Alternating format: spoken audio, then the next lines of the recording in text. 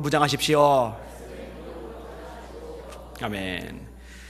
위기를 만날 때가 있죠. 인생 속에서 반드시 그런 경우가 있어요. 야곱 같은 경우 형 에서가 죽이러 올 때, 히스기야 같은 경우 죽을 병이 걸렸을 때, 그죠? 바울 같은 경우 깊은 옥에 갇혔을 때, 다윗 같은 경우 사울이 죽인다고 쫓아올 때, 이런 위기들을 만날 때가 있단 말이에요. 가정적으로 위기를 만날 때가 있고요, 또 교회적으로 위기를 만날 때도 있어요. 그죠? 국가적으로 위기를 만날 때도 있어요. 우리나라 일제 강제 병합되었을 때 위기였죠. 그다음에 1950년 6.25를 당했을 때 위기였죠. IMF 같은 것도 역시 위기였죠. 이 위기를 만날 때가 있어요. 근데 문제는요, 위기가 없고 있고가 문제가 아니라 그 위기를 만났을 때 어떻게 대응하느냐, 어떻게 반응하느냐, 이게 되게 중요한 거예요. 아놀드 토인비라고 역사 연구가로서 유명한 분이 있습니다. 이분이 쓴 책 중에 역사 연구라는 책이 있어요. 이거 우리 애들 좀 읽혀야 되는데, 여러분들도 젊은 사람들 좀 읽어야 되는데, 여기 보면 이제 세계에서 나타났다가 사라진 수많은 나라들을 언급을 하는데, 왜 어떤 나라들은 지금까지 유지가 되고 있고 어떤 나라들은 역사 뒤안길로 사라져 버렸을까? 지금까지 남아있는 나라들은 위기가 없었기 때문일까? 도전이 없었기 때문일까? 그리고 사라져버린 나라는 위기가 너무 세고 도전이 너무 셌기 때문일까? 그렇지 않다는 거죠. 이게 도전과 응전이라는 개념으로 역사를 풀어가요. 자, 도전이 와요. 국가적인 위기도 도전이잖아요. 이런 도전을 만났을 때 어떻게 응전하느냐에 따라서 사라져버리기도 하고 남아있기도 하고. 근데 이거는 신앙의 원리하고도 많이 비슷한 것 같아요. 어떻게 반응하느냐, 그게 굉장히 중요한 거죠. 그래서 성경에 나오는 위대한 인물들은요, 위기를 기회로 만들어요. 여러분, 다니엘이 사자굴에 들어갈 때 위기죠. 그게 다니엘에게 기회가 되잖아요. 사드락과 메삭과 아벤느고 풀무불 속에 굴러 떨어질 때 위기죠. 그게 오히려 기회가 돼버리잖아요. 여기는 여러분들도 위기를 기회로 만드는 능력 있는 주의 종들 되시기를 예수님의 이름으로 축원합니다. 요셉이 억울하게 2명을 뒤집어쓰고 감옥에 들어간 거 위기잖아요. 근데 그거를 기회로 만들어 버리잖아요. 오늘 설교 제목 따라합시다. 위기를 위대한 기회로 만들자. 한 번 더. 위기를 위대한 기회로 만들자. 제가 거의 3번 제목은 계속 따라오게 만들어요. 처음에 2번, 끝날 때 1번. 제가 오랫동안 설교를 하면서 어떻게 하면 사람들 기억 속에 오래 남게 할까, 그렇게 찾아낸 방법 중에 하나예요. 제목이라도 기억하세요. 위기를 위대한 기회로 만들자. 오늘 본문 가지고 몇 가지로 생각을 해볼 건데요. 따라합시다. 위기를 기도의 기회로 삼자. 위기를요, 어리석게 활용하는 사람들이 있어요. 욥의 가정에 위기가 왔어요. 욥이 병이 걸렸거든요. 자식들이 죽었거든요. 이때 욥의 아내가요, 이 위기를 가정을 깨는 기회로 삼아요. 욥 보고요, 강요를 하는 거예요. 당신 하나님 경외했는데, 하나님께 순종했는데, 하나님께 순전함을 지켰는데 당신 꼴 좀 보라고. 그 꼴이 뭐냐고. 여러 가지 의미가 감축된 거예요. 하나님이 살아 계시다면, 하나님이 전능하시다면, 하나님이 당신을 사랑하면은 당신이 지금 요 모양 요 꼴로 있겠냐고. 여러분, 이런 식의 반응 보일 수 있잖아요. 근데 여러분 기억하세요. 하나님이 살아계셔도, 하나님이 역사하셔도, 하나님이 함께 하시고 사랑하셔도 고난 위기 당할 수 있어요. 욥기는 그것을 가르쳐 주는 거예요. 그러니까 함부로 지금 고난 속에, 위기 속에 있다고 너 저주받아서 그래, 너 벌받아서 그래, 너 네 인생의 죄값을 치르는 거야, 이게 엘리바스, 빌닷, 소발의 견해거든요.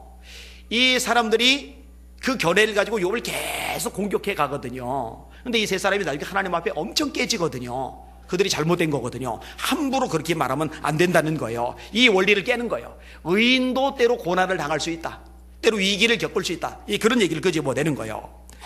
근데 욥은요, 이 위기를 잘 극복을 해 나가는 반면에 욥의 아내는 욥을 공박하는 거예요. 당신 그러지 말고 하나님 저주해버리라고. 뭐 그런 하나님 여전히 붙잡고 있냐고, 뭐 그런 하나님 여전히 믿고 섬기고 있느냐고. 하나님 저주해버리라고, 그리고 자살해버리라고, 죽어버리라고. 그냥 바보 같은 소리죠. 그리고는 도망가 버렸어요. 욥이 나중에 회복되잖아요. 어마어마한 거부가 되잖아요. 그 아내가 뒤늦게 후회하지만은 소용없죠. 자, 이스라엘 백성들 위기를 만나요. 자, 출애굽을 했더니 홍해가 가로막고 있는 거예요. 뒤에서는 애굽의 군대가 쫓아오는 거예요. 병거들까지 쫓아오는 거예요. 위기를 만났어요. 이 이스라엘 백성들은요, 이 위기를 원망의 기회로 삼아요. 야, 모세야, 애굽에 매장지 없냐? 묘자리 없냐? 우리 여기서 죽게 만들려고 끄집어낸 거냐?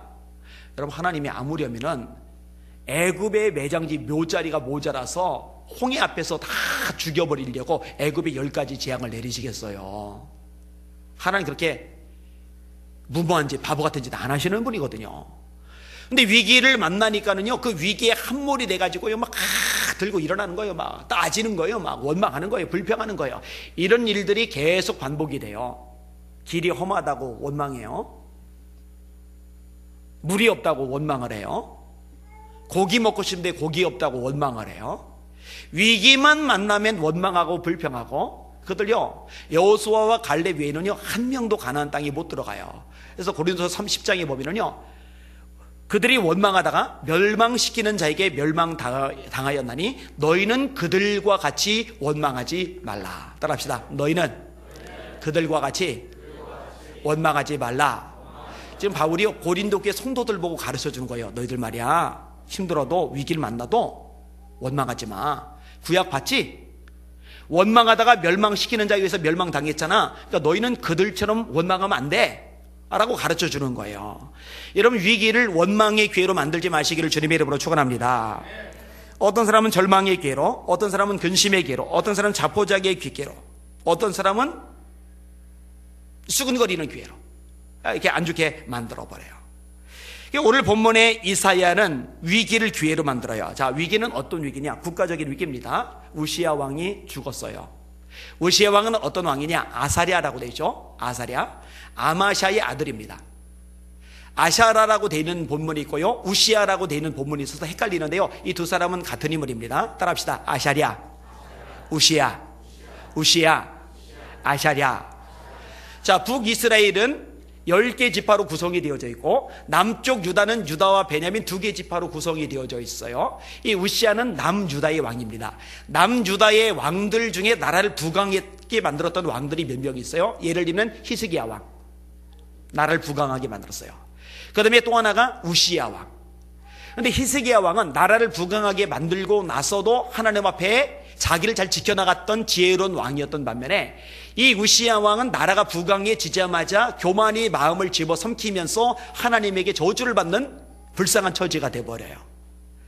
나라를 부강하게 만든 다음에 교만이 머리끝까지 올라가서 제사장들이 해야 되는 분향하는 일, 이걸 왕인 자기가 해보겠다고 성전에 성큼성큼 들어간 거예요. 간이 배밖에 나온 거죠. 제사장들이 가로막으니까 되려 성질을 내요. 성질내는 우시야에게 하나님이 징벌을 내리시는데 이마에 문둥병이 돋고, 결국 이 문둥병이 도지면서 통치를 못해요. 왕 노릇을 못해요. 별궁에 숨어 지내요. 그 아들인 요담이 대신 통치를 해요. 그리고 별궁에 숨어 지내던 우시야가 결국은 문둥병이 악화가 돼서 죽어버렸어요. 나라를 부강하게 만들었던 왕이 순식간에 이렇게 고난당하고 병에 걸려 죽어버리니까 국가가 위기를 만나게 돼요. 이 위기 중에 이사야가 뭘 하느냐? 하나님의 성전에 들어가 하나님께 기도를 드리는 거예요. 참 잘한 거죠. 여러분, 이사야는 하나님의 사람이니까 나라가 위험할 때, 나라가 위험해도 내가 괜찮으니 괜찮지, 이런 생각을 안 하죠. 지금이야말로 기도가 필요하구나, 이걸 깨닫는 거죠. 여기는 여러분들이 그런 수준 높은 성도들 되시기를 예수님의 이름으로 축원합니다. 지금 대한민국 사정 별로 안 좋아요. 별로 안 좋아요. 한국 교회 사정 별로 안 좋아요. 한국 교회를 지금요, 사방에서 찍어 누르고 짓밟으려고 엄청난 세력들이 지금 막 달려들고 있어요. 너무 안 좋아요, 상황이요. 이런 상황 속에서 나는 괜찮다고, 우리 가정은 멀쩡하다고 아무 생각 없이 살면 안 됩니다. 이럴 때 하나님의 전에 찾아와서 기도할 줄 아는 여러분들 되시기를 주님의 이름으로 축원합니다. 이런 사람 하나님이 기뻐하시겠죠. 국가적으로 뿌리겠어요? 가정적으로 어려울 때 기도하는 사람 복 있는 사람입니다. 하나님께서 회복시켜 줄 줄 믿습니다. 가정적으로 많이겠어요? 사업도 마찬가지예요. 여러분 직장도 마찬가지예요. 위기를 만나면은 그때야말로 기도에 일따라는 거 깨달으시길 바랍니다. 건강이 악화되어도 마찬가지예요. 기타 등등 마찬가지예요. 기도할 때, 위기야말로 기도할 때라는 거. 자, 두 번째 따라합시다. 기도할 때 하나님을 깊이 만날 수 있다. 여러분 성경을 보세요. 하나님을 깊이 만난 사람들의 공통점은요, 깊이 기도하는 거예요. 이 하나님을 만나는 통로가 기도거든요. 만약에 인간의 노력이나 수단, 지혜로 하나님을 깊이 만날 수 있다면 철학자들이야말로 하나님을 가장 깊이 만날 겁니다. 그런데 여러 철학자들 중에 하나님을 경외하는 인물도 있어요. 예를 들면 키에르케고르, 진짜 하나님을 경외하는 인물입니다. 그런데 하나님을 경외하는 인물만 있는 게 아니에요. 사르트르 같은 사람, 아니면 니체 같은 사람, 이런 사람들은 머리가 좋아요. 천재예요, 천재. 그러니까 지금까지 철학자로서 추앙을 받죠. 그런데 하나님을 못 만나요. 하나님을 몰라요. 니체가 쓴 책 중에 짜라투스트라는 이렇게 말했다. 대학 때 읽다가 제가 머리 터지는 줄 알았다고 했던 책이에요. 굉장히 복잡합니다. 굉장히 어렵습니다. 제가 대학교 때 읽었다니까요. 철학을 전공한 사람들이 도대체 그걸 어떻게 읽었냐요. 철학을 전공한 자기들도 그거 읽을 때 뭔 말인지 몰랐다고. 제가 솔직히 말할게요. 뭔 말인지 모르고 읽었어요. 지금도 저보고 그 책 요약해서 설명하라고 그러면은요, 제가 웬만한 책 요약해서 설명하는 건 도사거든요. 어릴 때부터 그 훈련이 잘 돼서 잘 요약을 해요. 근데 이 책은요, 멍해요, 멍해. 그래도 떠오르는 핵심적인 구절들이 있어요. 신이 있는데, 이 천지를 창조한 이래로 늙고 병든 신을 인간이 수술했다. 인간이 신을 수술하다가 실수로 죽여버렸다. 이제 신은 죽었으니 인간이 초인이 되어야 된다. 인간은 초국해야 될 그 무엇이다. 이 표현이 반복적으로 나와요. 인간은 초국해야 될 그 무엇이다. 다시 말해 신 따위는 이제 죽어버리고 없으니까 인간이 신의 위치에 올라가야 된다. 신처럼 초인이 되어야 된다. 이걸 말하는 거예요. 그러면 니체는 초인이 되었느냐? 니체는 신이 되었느냐? 니체 정신질환자 됐죠? 미쳤죠? 발작하다가 죽어갔죠? 저는 상당히 상징적인 의미가 있다고 생각해요. 하나님이 좀 보고 깨달으라고, 사람들 보고, 인생들 보고 좀 정신 차리라고. 정말 안타까운 거는요, 니체의 아버지가 놀랍게도 목사님이세요. 목사님에게서 무신론자 철학의 거두가 탄생을 했어요. 참 땅을 치며 통곡할 일이에요. 생각을 해봤더니 우리 효빈이가 무신론자의 거두가 된다. 우리 효원이가 무신론자의 거두가 된다. 와, 그러면 정말 절망감이 밀려들 거예요. 하나님을 경외하는 아이들로 커가야 되는데, 아무튼 철학으로 인간의 지혜와 노력으로 하나님을 깊이 경험할 수 있다 그러면은 니체도 하나님을 경험했겠죠. 그런 걸로 경험 못합니다. 성경에 보면은요, 하나님을 깊이 만났던 사람은 인간적인 지혜로 만나는 게 아니라요, 깊이 하나님 앞에 매달리다가 씨름하다가 하나님이 어떤 분인지를 체험하게 되는 거예요. 자, 오늘 본문 내용 1절, 2절, 3절, 4절 같이 읽겠습니다. 시작. 우시야 왕이 죽던 해에 내가 본즉 주께서 높이 들린 보좌에 앉으셨는데 그의 옷자락은 성전에 가득하였고 스랍들이 모시고 섰는데 각기 6 날개가 있어 그 둘로는 자기의 얼굴을 가리었고 그 둘로는 자기의 발을 가리었고 그 둘로는 날며 서로 불러 이르되 거룩하다 거룩하다 거룩하다 만군의 여호와여 그의 영광이 온 땅에 충만하도다 하더라. 이같이 화답받은 자의 소리로 말미암아 문지방의 터가 요동하며 성전의 연기가 충만한지라. 자, 성전에 들어가 기도하는 중에 영안이 열린 거예요. 영안이 열리니까 하나님의 보좌가 보여요. 보좌 주변을 둘러싼 천사들의 모습이 보이는데 날개가 6개가 있어서 둘로는 얼굴을 가리고 감히 하나님을 바라볼 수 없어서, 둘로는 발을 가리고 감히 내 발을 하나님께 보일 수 없어서, 게다가 나머지 2개까지 쉬고 있으면 추락하니까 날아야 되잖아요. 그 둘로는 날아다니면서 하나님을 찬양하는 거예요. 그 찬양의 노래소리가 거룩입니다. 거룩하다 거룩하다 거룩하다 만군의 여호와여 그 영광이 온 땅에 충만하도다. 이 거룩은 굉장히 중요한 개념이라고 제가 몇 달 전에 설교를 했어요. 계시록 4장에도 4생물이 나와요. 사자의 얼굴, 소의 얼굴, 독수리의 얼굴, 사람의 얼굴. 사자는 맹수의 대표, 소는 가축의 대표, 새의 대표는 독수리, 만물의 대표는 사람.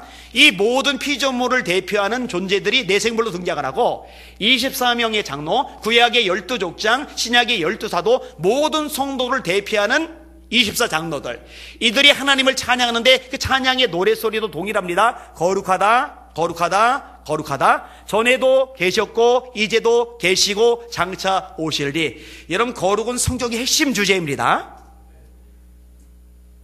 오직 너희를 부르신 거룩한 자처럼 너희를 부르신 거룩한 자처럼 하나님이 우리를 부르셨는데 어떤 분이냐? 거룩한 자라는 거예요. 오직 너희를 부르신 거룩한 자처럼 너희도 모든 행실에 거룩한 자가 되라. 내가 거룩하니 너희도 거룩할지어다 하셨느니라. 베드로전서 1장 15절이죠. 주기도문의 첫 번째 항목이 뭐예요? 하늘에 계신 우리 아버지여 이름이 거룩히 여김을 받으시오며. 너희는 이렇게 기도하라. 그 기도 반드시 해야 돼요. 하나님의 이름이 거룩히 여김을 받으시옵소서. 따라합시다. 하나님의 이름이 거룩히 여김을 받으시옵소서. 하나님은 하나님의 거룩함에 대해서 관심이 굉장히 많으셔요. 에스겔 36장에서도 너희가 더럽힌 나의 거룩한 이름을 내가 아꼈노라. 너희가 더럽힌 나의 거룩한 이름을 내가 아꼈노라. 왜 이스라엘 백성을 회복시키시느냐? 왜 그들에게 새 영을 부으시느냐? 왜 새 마음을 주시느냐? 왜 율리를 지켜 행하게 만드시느냐? 너희가 더럽힌 나의 거룩한 이름을 내가 아꼈다. 내 더럽혀진 이름 다시 거룩해져야 되기 때문에 내가 너에게 성령을 붓고 새 마음을 주고 내 규례를 지켜 행하게 할 거다. 이유는 간단해요. 목적은 하나예요. 하나님의 이름이 다시 거룩하심을 받기 위해서. 그러니까 성경에서 굉장히 중요한 개념은 이 거룩하신 하나님의 개념을 이사야가 깊은 기도 중에서 발견하는 거예요. 참 값진 거죠. 참 대단한 거죠. 여러분, 하나님이 예레미야 보고도 이렇게 말씀하십니다. 예레미야가 아직 시위대들에 갇혀 있을 때에 여호와의 말씀이 두 번째로 그에게 임하니라. 이를 행하시는 여호와, 그것을 만들며 성취하시는 여호와, 그의 이름을 여호와라는 이가 이와 같이 이르시도다. 너는 내게 부르짖으라. 기도하라고 돼 있죠. 따라합시다. 너는 내게 부르짖으라. 응얼거리라고 돼 있어요? 침묵으로 기도하라고 돼 있어요? 따라합시다. 다시 한번. 너는 내게 부르짖으라. 부르짖는 게 뭐가 부르짖는 거예요? 하나님 이거 부르짖는 거예요? 아니에요. 하나님! 이게 부르짖는 거죠. 너는 내게 부르짖으라. 내가 네게 응답하겠고 네가 알지 못하는 크고 비밀한 일을 내게 보이리라. 네가 알지 못하는 크고 비밀한 일, 하나님을 깊이 경험하는 거죠. 그분의 섭리, 그분의 계획, 그분의 경륜, 그분의 뜻, 그분의 역사심을 발견하게 되는 거죠. 누구에게 그런 복을 주시겠다고 말씀하십니까? 기도하는 사람에게. 여러분, 이것을 경험하실 수 있기를 주님의 이름으로 축원합니다. 야곱도 기도하다가 그 하나님을 경험했죠. 저 역시 마찬가지예요. 기도하다가 환상을 봤고요. 기도하다가 약속의 말씀을 들었고요. 기도하다가 하나님이 얼마나 위대하고 크신 분인지를 체험하게 되었어요. 그래서 그 잔상이 남아있기 때문에 지금도 기도하다가 하나님 임재 속에 조금만 깊이 들어가면요, 제 영이 납작하게 엎드려져요. 얼마나 하나님이 크고 위대하신지요, 이게 막 압도돼가지고 이걸 누미노제라고 그래요. 경외감이죠, 경외. 기도하다가. 자, 세 번째 부분 따라합시다. 하나님을 만날 때 진짜 겸손해진다. 겸손해진 척하는 게 아니라 진짜 겸손이고. 자, 기도하다가 하나님을 깊이 만나요. 그래서 하나님을 깊이 만나면은 여기서 진짜 겸손이 나와요. 한 번 더. 하나님을 만날 때 진짜 겸손해진다. 사람은요, 교만해지기 딱 좋은 존재입니다. 본성 자체가 교만합니다. 아니라고 하지 마세요. 진짜 그래요. 저도 여러분도 똑같아요. 돈 좀 많아봐요, 대부분 교만해집니다. 곽 집사님이 오늘 아침에 성경 공부 시간에 재미난 얘기를 하더라고요. 제주도에서 제일 큰 학원을 경영을 했거든요. 제주도에서 인물 성정을 200명을 하는데 제주도를 빛낸 인물 성정하는 200명 중에 집사님이 들어갔더라고요. 아내가 어제 곽철에 검색을 해보니까는 고려학원 원장이었다고 인터넷에 떠 있더라고요, 이게. 근데 아침에 하시는 말씀이, 그러다 보니까 이제 기고만장에서 일부 예배 드리고 골프 치러 돌아다녔대요. 제가 그 얘기 듣는 순간에, 아유, 집사님 망한 게 싸네요, 속으로. 왠지 알아요? 그때 안 망하고 승승장구하고 잘 되면은 그건 복이 아니고 그게 진짜 저주예요. 징계는 다 받는 것이거늘 징계가 없으면 사생자요 참 자식이 아니니라. 여러분, 징계가 없으면 참 자식이 아니에요. 그 사생자예요, 사생자. 하나님의 아들이 아니란 말이에요. 하나님 말씀대로 살아야 되는데, 예배를 생명처럼 여겨야 되는데, 저 앞에 헌신하고 봉사해야 되는데, 세상 것 즐기느라고 거기에 넉넉히 있는데 그래도 잘 된다. 그러면 그 사람 버림받은 존재인 거죠. 사람이 공부만 좀 잘해도요, 아주 교만합니다. 공부 잘하는 사람들 교만해요. 인물 좀 예뻐봐요. 얼굴 예뻐봐요. 여자들도요, 지 이쁜 거 알아요. 이쁜 여자들 교만합니다. 그래서 우리 교회 여자 청년들이 교만하지 않은 거예요. 얘기를 해놓고 나니까 좀 실수한 것 같다. 쏘리. 그냥 웃자고 한 소리예요. 재능 좀 있어봐요. 교만해진다니까요. 대번 교만해져요.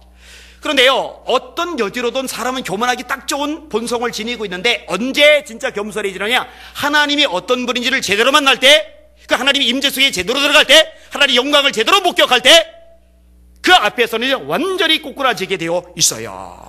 자, 5절 말씀 같이 읽어볼게요. 5절 시작. 그때 내가 말하되 화로다 나여 망하게 되었도다. 나는 입술이 부정한 사람이요 나는 입술이 부정한 백성 중에 거주하면서 만군의 여호와이신 왕을 배웠음이로다 하였더라. 아멘. 이사야는 왕족입니다. 왕족. 이사야는 교육 수준이 뛰어난 사람입니다. 여러분, 선지자들이 선지서를 쓰는데요, 교육 수준에 따라서요 쓰는 문법이 달라요. 바울 서신과 베드로 서신이 달라요. 어쩔 수 없다니까요. 이 이사야는요, 고귀한 혈통에 교육을 잘 받았어요. 정말 집안 좋아요. 정말 젊은 시절 깨끗하게 지냈어요. 남들이 존경할 만한 아름다운 삶을 살았어요. 그런데 이 대단한 젊은이가, 이 대단한 혈통을 가진 사람이 하나님의 영광을 보는 순간에 악! 하고 비명을 지르듯이 외치는데, 화로다 나여 망하게 되었도다. 나는 입술이 부정한 사람이요 입술이 부정한 백성 중에 거하면서 만군의 여호와이신 왕을 배웠음이로다. 나는 죽었다. 나같이 더러운 존재가, 나같이 사악하고 악한 존재가 영광의 하나님을 배웠으니 나는 끝났다. 비명을 질러버리는 거예요. 왜? 하나님 보좌 앞에 자기를 보니까. 그럼 이사야가 죄가 없는데 하나님의 영광이 빛 앞에서 정말 착각을 한 거냐? 아니요. 하나님 앞에서 죄가 없는 인간은 없어요. 따라합시다. 의인은 없나니 하나도 없으며 다 치우쳐 한 가지로 무익하게 되고 선을 행하는 자는 없나니 하나도 없도다. 로마서 3장 10절 바울 사도가 명확하게 가르치는 거예요. 로마서 3장 23절 모든 사람이 죄를 범하였음에 하나님의 영광에 이르지 못하더니. 자, 죄 안 범한 사람 하나라도 있다고요? 없어요. 죄 없는 사람 이 땅에 아무도 없어요. 죄 없는 분은 예수님 외에는 없습니다. 그는 우리와 한결같은 시험을 받은 자로 돼 죄는 없으시리라. 이 구절이 해당될 수 있는 분은 예수 그리스도 외에는 없어요. 가톨릭의 잘못 중에 하나가 뭐냐면요, 성모 마리아, 예수님의 어머니 마리아가 원죄가 없다고 가르쳐요. 가톨릭의 공식 입장입니다. 웃기는 얘기예요. 성경 말씀에 아주 위배되는 거예요. 성경은 예수 그리스도 한 분 외에는 죄 없는 사람은 세상에 한 명도 없다고 정확하게 가르치고 있어요. 마리아도 죄인입니다. 그게 성경이 가르침이에요. 로마서 5장 12절입니다. 한 사람으로 말미암아 죄가 세상에 들어오고 죄로 말미암아 사망이 왔나니, 따라합시다. 이와 같이 모든 사람이 죄를 범하였으므로 사망이 모든 사람에게 이르렀느니라. 자, 죄를 안 범한 사람 하나라도 있다고요? 없어요. 모든 사람이 죄를 범하였으므로 사망이 모든 사람에게 이르렀느니라. 죄 범한 거예요. 그리고 이사야도 역시 죄가 있어요. 그 하나님의 빛 앞에서 본 거죠. 죄가 있으니까 하나님이 이 죄를 해결해 주시죠. 그게 6절과 7절 말씀입니다. 같이 읽습니다. 시작. 그대의 스랍 중에 하나가 부젓가락으로 제단에서 집은 바 핀 숯을 손에 가지고 내게로 날아왔어. 그것을 내 입술에 대며 이르되, 보라, 이것이 네 입에 닿았으니 네 악이 제하여졌고 네 죄가 사하여졌느니라 하더라. 아멘. 죄가 있거든요. 근데 이 죄를 심각하게 느낀 때가 언제냐? 하나님의 영광이 빛 앞에서 자기를 바라봤을 때. 바울도 하나님의 영광이 빛 앞에서 자기를 바라봤기 때문에 나는 죄인 중에 괴수라고 고백한 거예요. 할렐루야. 제가 오전에도 설교 중간에 지나가듯이 말했어요. 나 정도면 신앙생활 잘하지, 나 정도면 신앙 수준 괜찮지, 다 헛소리입니다. 아주 착각을 하는 거예요. 아주 교만한 거예요. 누가 감히 그런 소리를 해요? 위대한 바울도 내가 내 몸을 처 복종하게 하면 내가 남에게 전파한 후에 도리어 자신이 버림을 당할까 두려워하기 때문이다, 이렇게 말하는데 누가 감히 건방진 소리를 하냔 말이죠. 여러분 앞에 설교는 아니한 목사도 죄투성입니다. 주님의 은혜가 아니면 안 돼요. 예수의 십자가의 보혈의 공로가 아니면 안 돼요. 누구나 다 똑같아요. 아무도 예외가 없어요. 다 똑같아요.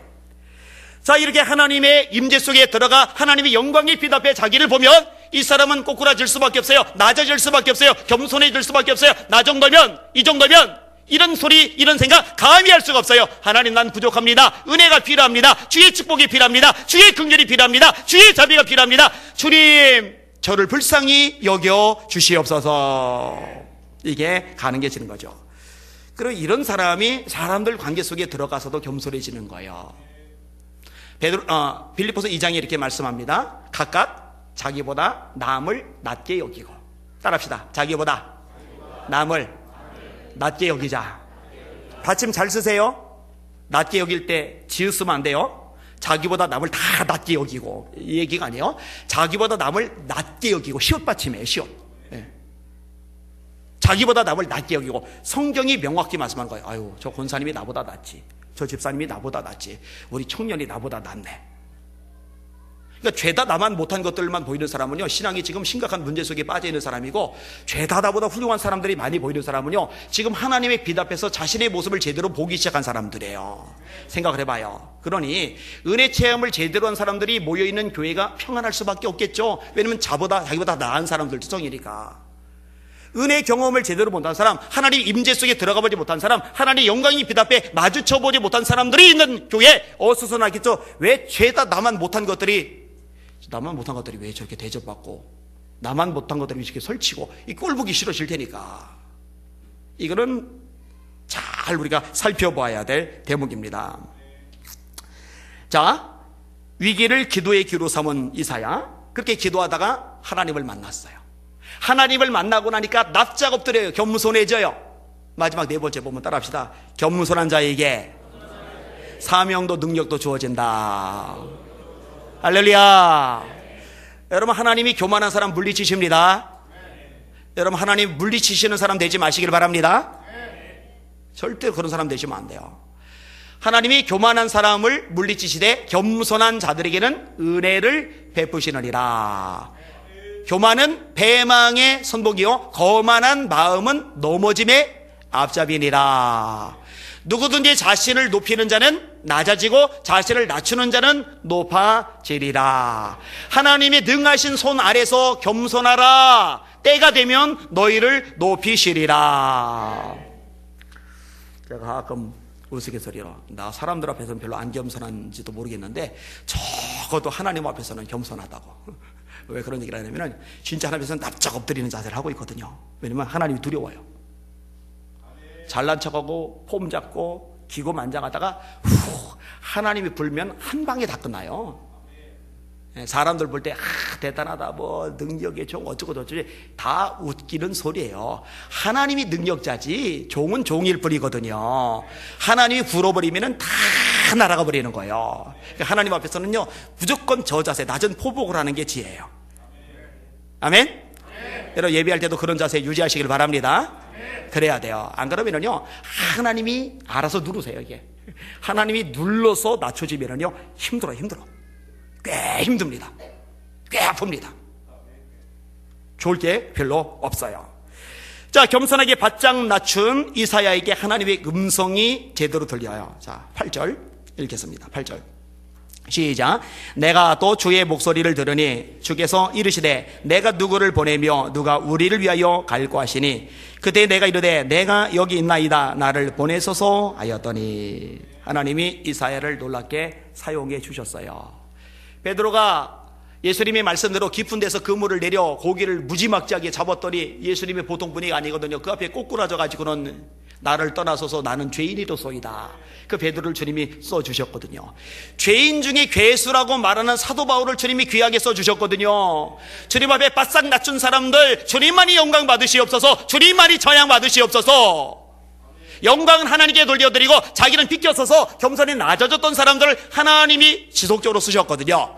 성경을 읽어보면요, 끝까지 쓰신 사람, 자세 낮춘 사람, 쓰임받다가 중간에 버림받은 사람, 처음에 겸손했다가 지위가 생기고 영향력이 생기고 역량이 생기고 사람들이 주목해주면서 고개 드는 사람, 대표적으로 사울 같은 인물. 그래서 사무엘이 말합니다. 왕이 스스로 작게 여길 때에 하나님이 왕을 세워주셨습니다. 무슨 얘기하는 거예요? 근데 왜 왕 지금 스스로 교만 떱니까? 그 얘기를 하는 거거든요. 왕이 스스로 작게 여길 때 하나님이 세우셨는데 계속 하나님 앞에서 자기를 작게 취급했다면 계속 세워졌을 텐데, 왕이 여호와의 말씀을 버렸기 때문에 하나님도 왕을 버려 이스라엘 왕이 되지 못하게 하셨습니다. 하나님이 버리시니까 아무 소용없잖아요.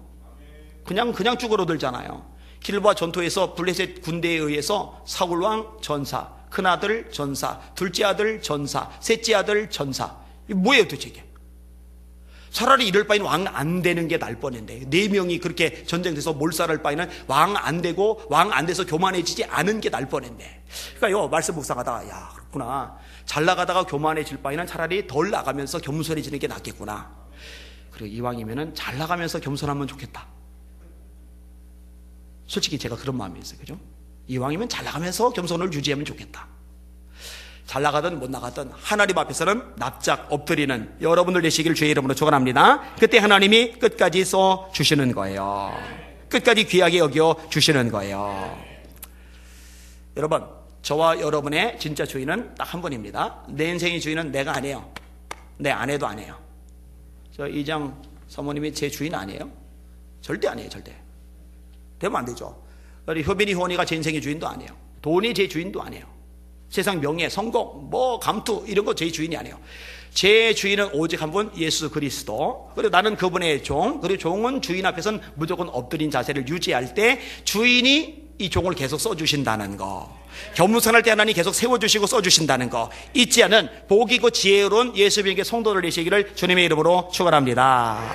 자, 말씀을 정리할게요. 따라합시다. 위기를 기도의 기회로 만들자. 깊이 기도하다가, 따라하시면 돼요. 깊이 기도하다가 주님도 깊이 만나자. 주님을 깊이 만나면 진짜 겸손을 가질 수 있다. 겸손한 자에게 은혜도 능력도 축복도 주신다. 한 번 더, 겸손한 자를 끝까지 써주신다. 잊지 마시기를 주님의 이름으로 축원합니다. 이 이사야는요, 국가적인 위기인데, 나라가 지금 암담한데 이 위기를 하나님 앞에 쓰임받는 기회로 만들어버렸어요. 깊이 기도하다가. 개인적인 위기든 가정적인 위기든 교회적인 위기든 국가적인 위기든 어떤 위기를 만날 때 이 위기를 내가 주지 않고 추락하는 기회로 삼지 말고 오히려 하나님 앞에 한 단계 더 깊이 나가는, 그리고 도약하는 그런 위대한 기회로 만들고 그 위대한 기회를 누릴 줄 아는 복이 있고 지혜로운 예수 비둘기 성도들 되시기를 주님의 이름으로 축원합니다. 오늘 설교 제목 뭐라고요? 따라합시다. 위기를 위대한 기회로 만들자. 아멘. 앉아주시고 우리 합심해서 기도 한번 할게요.